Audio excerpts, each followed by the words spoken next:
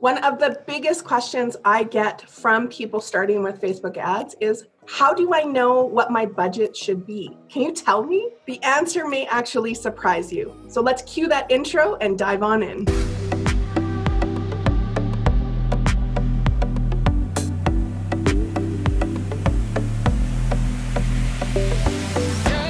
My name is Kelly Sturdivant. I'm a Facebook ad strategist, and I work with successful business owners who are scaling their converting products and services with Facebook ads. As we get started, be sure to subscribe to my channel so you are up to date with all things Facebook ads. Like this video and comment below. Are you just starting out? Do you know what your budget should be yet for ads? Your business has finally gotten to a point where you're ready to start running Facebook ads. But how the heck do you know how much money you should be investing in a budget? The first thing you need to ask yourself is, are you ready to go to Las Vegas? No, I'm serious.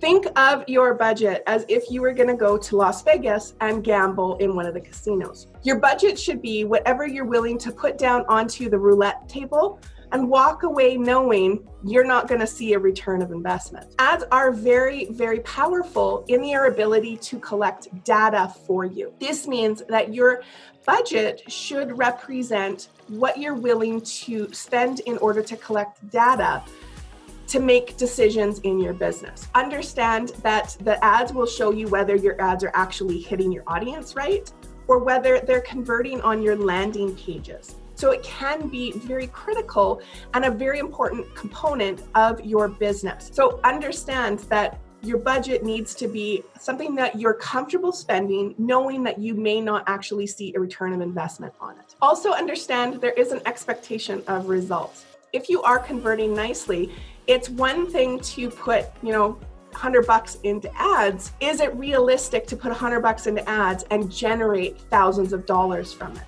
Probably not.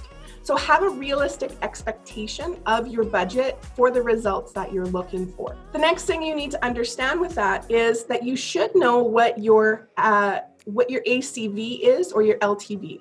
ACV is your average customer value, and LTV is your lifetime value. These things will determine how much money does a client or a customer spend with you, so that you can determine what you're willing to spend to acquire that purchase. So for instance, if you're in a service-based industry, a lead can be worth thousands of dollars to you.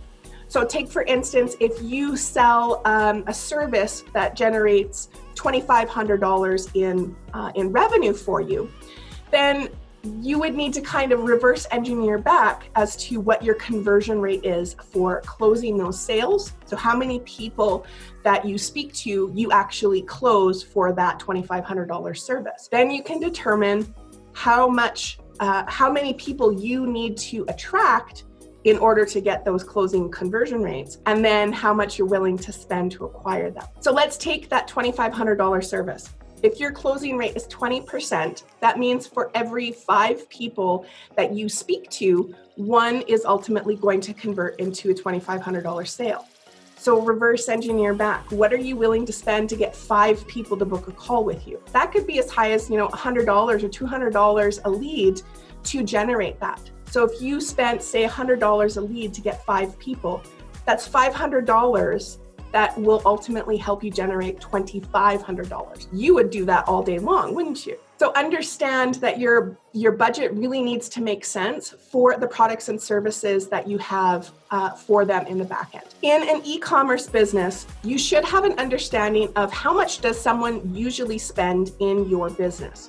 That is your average cart value. So if you're running purchases for $20 or $40, you need to understand what you're willing to spend to get someone to pay for that $20 or $40 purchase. Let's say your average customer spends $50 with you. Your product is worth a certain amount of money, all of your logistics in the back end, shipping and all that. You should know what it actually costs to put that product into someone's hand. Maybe it only costs you $10 to fulfill the necessities of that order.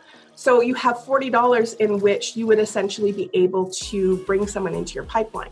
That means that you would be breaking even. So you would want to set a goal for maybe attracting purchases for say $20. That would still give you a $30 profit overall for the lifetime value of that client. So knowing what you're willing to spend to acquire those customers will ultimately help you determine what your budget should be for those products. Finally, it's understanding that Facebook ads is actually collecting data for you. This means that it will help you to determine whether your ads are converting, whether you need to make audience changes, or whether you have to increase the budget in order to acquire those clients and customers into your ecosystem. Your budget really needs to encompass all of these components to it. What are you willing to spend to acquire someone in? Does it make sense for the products and services you're selling? And are you able to use that budget to help collect data going forth to make those changes for you? I hope you can use these to help you determine what your budget should be in your business. Below this video, you'll find a bunch of resources to help you in your ad journey. Subscribe to my channel so you don't miss out on all the great things coming your way, and we'll see you on the next training. To fulfill all of the necessity, and I got a lot of content.